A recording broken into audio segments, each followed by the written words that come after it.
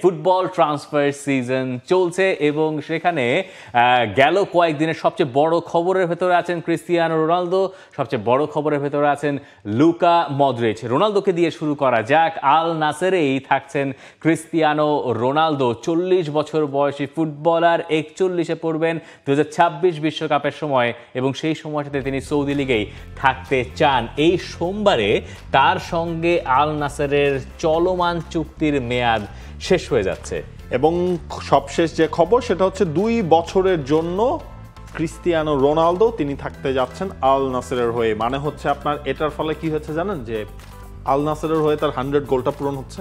হ্যাঁ, 1000 আল নাসেরের হয়ে, হ্যাঁ 99টা গোল তিনি এখন পর্যন্ত আল নাসেরের হয়ে করেছেন। তার মানে হচ্ছে ওই ক্লাবের হয়ে তিনি 100 গোলটা করবেন।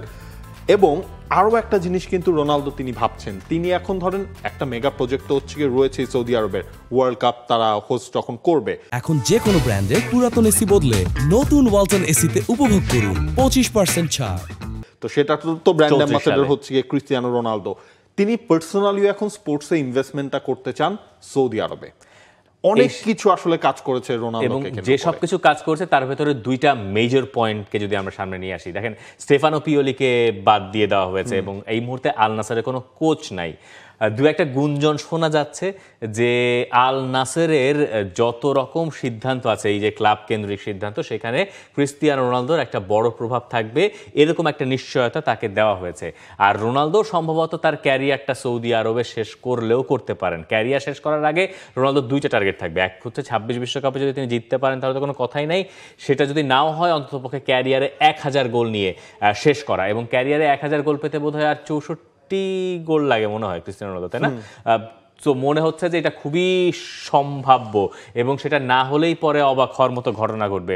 আবার সৌদি আরবে থাকার একটা সুবিধা হচ্ছে যে লিওনেল মেসি যেমন MLS-এ পার করে তিনি চান বিশ্বকাপটা ধরতে, সৌদি আরবে থেকে তিনি তার ফিটনেস লেভেলটাকে ধরে রাখতে চান এবং এটা ধরে রেখে তিনি আসলে পরে বিশ্বকাপে খেলতে চান। এই যে নেশনস লিগ জিতলেন ক্রিস্টিয়ানো রোনালদো, নেশনস লিগের নকআউট ফেজে তিনি দুর্দান্ত করেছেন। আপনি সেমিফাইনালের কথা বলেন, ফাইনালের কথা বলেন, সেখানে অনেকে ধারণা করছেন যে গেম ম্যানেজমেন্টের দিক থেকে সৌদি আরবে যে অ্যাডভান্টেজটা রোনালদো পান সেটা ইউরোপে গেলে হয়তো এই মুহূর্তে তার পক্ষে পাওয়াটা সম্ভব হতো না। সৌদি আরবে থেকেই বিশ্বকাপ খেলতে যাওয়াটা সেই কারণে তার জন্য, তার শরীরের জন্য বেটার ডিসিশন বলেই বেশিরভাগ লোকে মনে করেন। এবং আরো একটা জিনিস আপনি খেয়াল করেন, ইউএসএতে ওই টেম্পারেচার গরম নিয়ে কথাবার্তা হয়। 2026 বিশ্বকাপের সময় অলমোস্ট একই ধরনের টেম্পারেচার এখন যেটা চলছে সেটাই থাকবে। সৌদি আরবে তিনি খেলে খেলে কিন্তু নিজেকেও ওই টেম্পারেচারের সাথে মানিয়ে নিচ্ছেন, এটাও কিন্তু আপনি ভাবতেন। এটা একটা ইন্টারেস্টিং পয়েন্ট। তাহলে কি মেসি আসলে ইউএসএ-তে নিজেকে অভ্যস্ত করছেন আর রোনালদো কাছাকাছি, রোনালদো নীরবে নিভৃতে থেকে ওই ইউএসএ এর কন্ডিশনের সাথে মানিয়ে নিচ্ছেন। যাক, রোনালদো আল নাসেরেই থাকছেন, সেটা হচ্ছে খবর। দল বদলে আরো একটা খবর আছে রোনালদোর সাবেক টিমমেট যারা ageing like a fine wine, Luka Modric, তিনি যাচ্ছেন AC মিলানে। রিয়াল মাদ্রিদের সঙ্গে এই ক্লাব বিশ্বকাপ পরেই লুকা মদ্রিচের চুক্তির মেয়াদ শেষ এবং শেষবারের মতো আমরা লুকা মদ্রিচকে এই সাদা জার্সিতে দেখব, যেটা তার সঙ্গে, তার নামের সঙ্গে, ইতিহাসের সঙ্গে জড়িয়ে গেছে ওতপ্রোতভাবে। এবং সেই হ্যাঁ, একটা জিনিস আপনি খেয়াল করেছেন, ধরেন রিয়াল মাদ্রিদ বাদ পড়ে গেল ক্লাব ওয়ার্ল্ড কাপের গ্রুপ স্টেজ থেকে, এক্স্যাক্টলি ওয়ার্ল্ড কাপের সময় হচ্ছে আমরা যেটা নিয়ে কথা বলতাম লুকা মদ্রিচের ক্যারিয়ার শেষ হয়ে যাচ্ছে কিনা, শেষ ম্যাচ কিনা, সেমটা এখন রিয়াল মাদ্রিদের হয়ে। কিন্তু লুকা মদ্রিচের ক্ষেত্রেও কিন্তু ঘটনাটা এরকম যে তিনি আসলে 26-এর বিশ্বকাপটা খেলতে চান।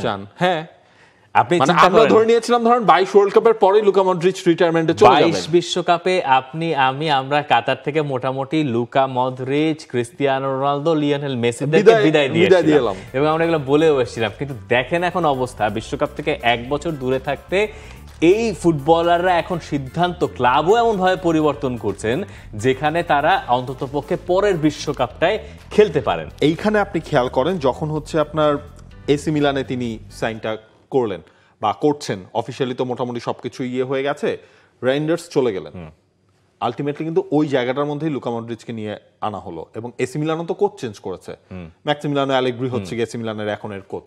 এইটা মনে হয় হচ্ছে বেশ ভালো হয়েছে। কিন্তু আমি যেটা জানতে চাই যে রেইন্ডার্স যেভাবে নিয়মিত খেলেছেন সেভাবে নিশ্চয়ই লুকা মদ্রিচ এইটা তো ধরেন হচ্ছে একটু পরে পরে হয়তো খেলবেন না। আবার ধরেন, কিন্তু যেটা হচ্ছে যে একটা ব্যাপার খেয়াল করেন যে তার বয়সও তো রোনালদোর মতোই, তো তিনি এই বয়সে রিয়াল মাদ্রিদ থেকে এসি মিলানে যাচ্ছেন, যেটা আরেকটা বড় ক্লাব। চ্যাম্পিয়ন্স লিগের হিস্ট্রি হিসাব করলে সেকেন্ড মোস্ট সাকসেসফুল ক্লাব, যদিও এই দলটার ইউরোপিয়ান কোনো টুর্নামেন্ট এইবার নাই। এবং তাকে আমরা লুকা মদ্রিচ যদি এসি মিলানে যান, যেটা শোনা যাচ্ছে, অফিসিয়াল হলে আমরা ওইভাবে বলবো, আমরা তাকে আসলে ইউরোপিয়ান কোনো কম্পিটিশনে দেখতে পারবো না। তার মানে তিনি থাকবেন শুধুমাত্র সেরি আ এবং কোপা ইতালিয়াতে। সেইটা তার গেম ম্যানেজমেন্টকে সাহায্য করবে। সেই হিসাব থেকে আপনি বলবেন যে তিনি তাহলে সেরিয়ার বেশিরভাগ ম্যাচেই খেলবেন। 38টা ম্যাচের ভেতরে যদি 30টাও খেলেন, খারাপ তো নয়। বা 25টা খেললেও মদ্রিচের ওই সার্ভিসটা পাওয়া গেলে এসি মিলানের জন্য খারাপ কি? বড় ক্লাব থেকে বড় ক্লাবে গেছেন এবং লক্ষ্যটা আসলে 26-এর বিশ্বকাপ। এবং এই জায়গায় দেখেন তার পেছনেও কিন্তু MLS বা সৌদি আরবের ক্লাবগুলোরও কিন্তু অফার ছিল, তিনি সেখানে যান নাই।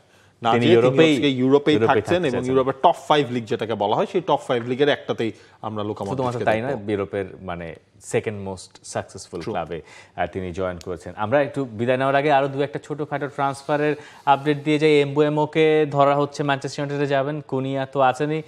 দেখা যাক এই দুজনের সঙ্গে ম্যানচেস্টার ইউনাইটেড নতুন করে গড়ার একটা কথা শোনা যাচ্ছে। আর্সেনাল নৌগার্ডকে নিয়ে যাওয়ার কথা ভাবছে, থমাস পার্টিকে তারা ছেড়ে দিচ্ছে। থমাস পার্টিকে ছেড়ে দেয়, মানে ছাড়তে হইতোই হয়তো। থমাস পার্টের সঙ্গে থমাস পার্টে কই যাবেন, দেখা যাক মানে কোন জায়গায় ফিরেন তিনি, ওইটা হচ্ছে একটা পয়েন্ট। আর এই জায়গায় তো আপনার আর্সেনাল তো নিজেদের মিডফিল্ডটাও কিন্তু হচ্ছে রেনোভেট করছে। জুবিমেন্দির কথা শোনা যাচ্ছে, তো জুবিমেন্দি একদিকে তো আপনার ওডেগার রয়েছেন, ডেকলান রাইস রয়েছেন। তো মানে গত সিজনটা আপনি যদি খেয়াল করেন, সেই জায়গায় আর্সেনাল কিন্তু মিকেল মেরিনোকে আনলো, কিন্তু মিকেল মেরিনোকে তো ইউজ করতে হয়েছে আপনার সামনেই। ওই জায়গায় তো তার অপশন ছিল না। জর্জিনিও এবং থমাস পার্টে এই দুজনেই তো ছিল, চলে গেছে, জর্জিনিও চলে গেছে, এই দুজন ছিলেন অপশন। তো থমাস পার্টেও চলে যাচ্ছেন, জর্জিনিও চলে যাচ্ছেন, ওই জায়গায় তো আর্সেনালের দরকার। তবে আমি ভাই এখনো আর্সেনাল নাম্বার 9 কই, জুবিমেন্দি আসে মানে আর্সেনালের নাম্বার 9টা ভালো কোশ্চেন করছেন যে নাম্বার 9টা আর্সেনালের কই। নাম্বার 9 এখনো পর্যন্ত লিভারপুল নতুন করে ভেড়ায়নি। শোনা যাচ্ছে যে ডারউইন নুনিয়েজের জন্য নতুন কোনো প্রস্তাব আসেনি, তবে আজকে সম্ভবত কেরকেজের ডিলটা হয়ে যেতে পারে লিভারপুলে। সেখানে আমরা আরেকটা দেখবো যে আরেকজন লেফট ব্যাক, 3জন লেফট ব্যাক হয়ে যাবে লিভারপুলে। তার ভেতরে কাকে ছেড়ে দেওয়া হবে, কস্তাস সিমিকাস অথবা রবার্টসন? দেখা যাক ওই সমীকরণটা আসলে কিভাবে আর্নে স্লট মেলান। For more updates, subscribe to our YouTube channel and click on the bell icon. Follow us on Facebook and Instagram. Download T-Sports app to enjoy exciting games and highlights. Visit tsports.com.